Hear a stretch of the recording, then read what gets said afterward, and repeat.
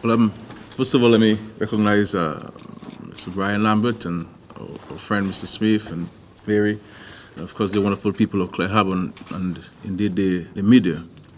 This is no doubt very exciting news for Dominica and for the number of unemployed young people we have in the country. Clare Harbour has been with us for the last 8 years. They have been exceptional investors. They've been very transparent in their operations. And we have had an extraordinary relationship over the last 8 years.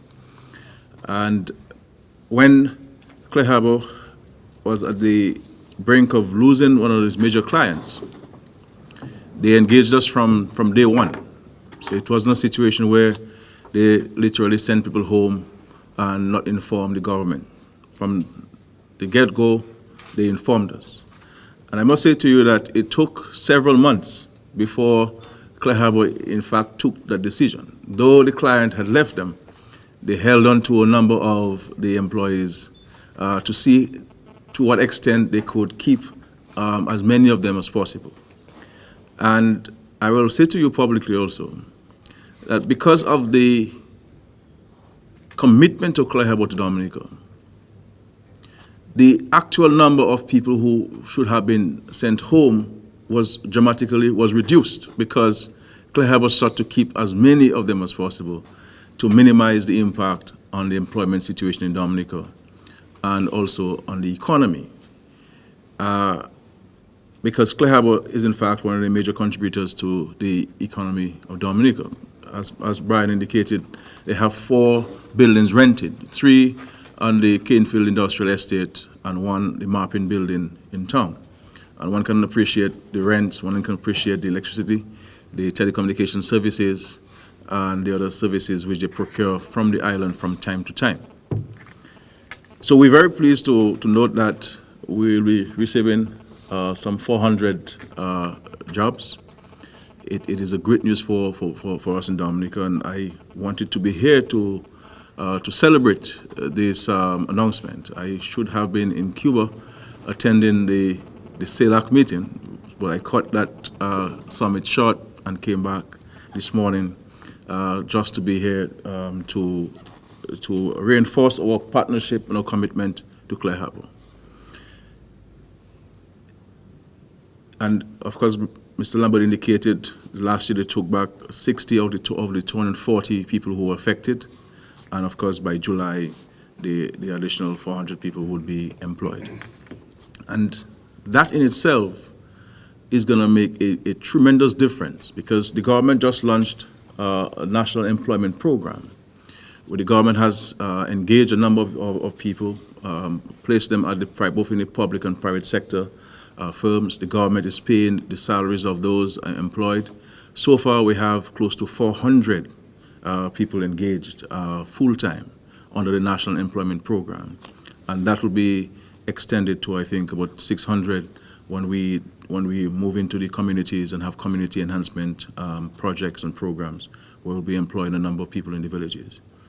But one can appreciate the circulation of money in the economy, especially in this present financial economic challenges which all of us in the region and indeed the world is faced with.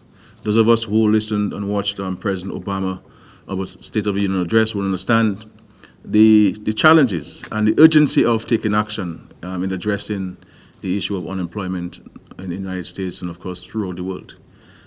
This is going to place a serious dent in the unemployment numbers in Dominica. And my hope and prayer is that those who will be engaged will treat their job in a responsible manner, that you ought to come to work on time.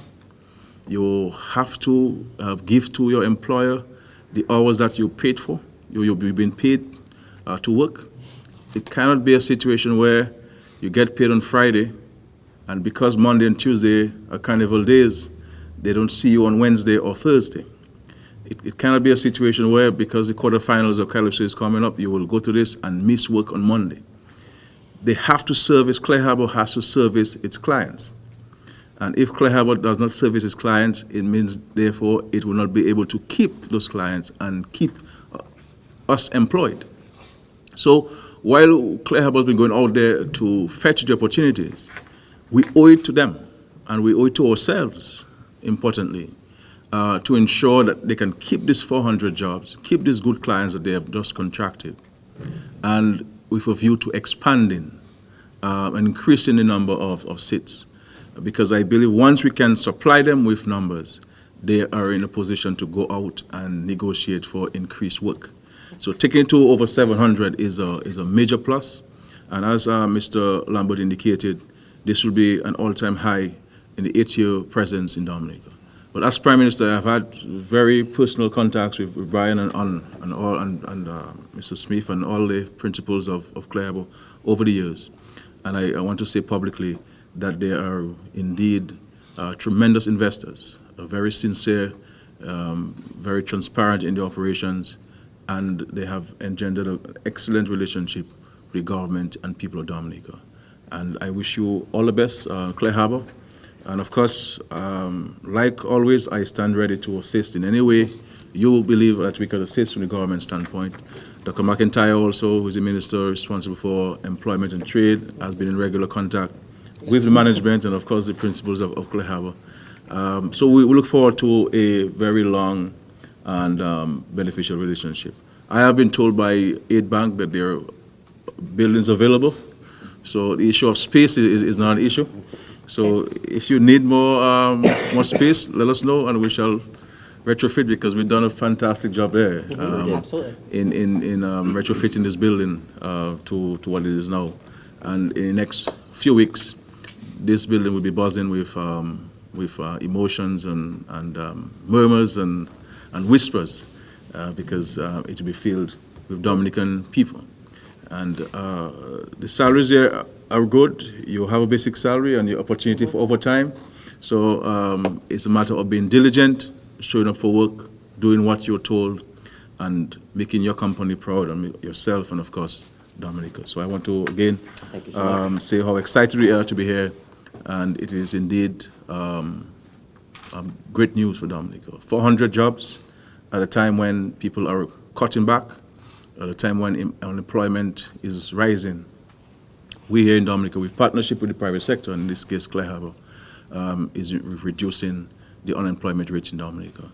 And I hope the statistics department can tell us now what will be the new unemployment rate among young people. I'm sure it will be dramatically lower. Thank you very much.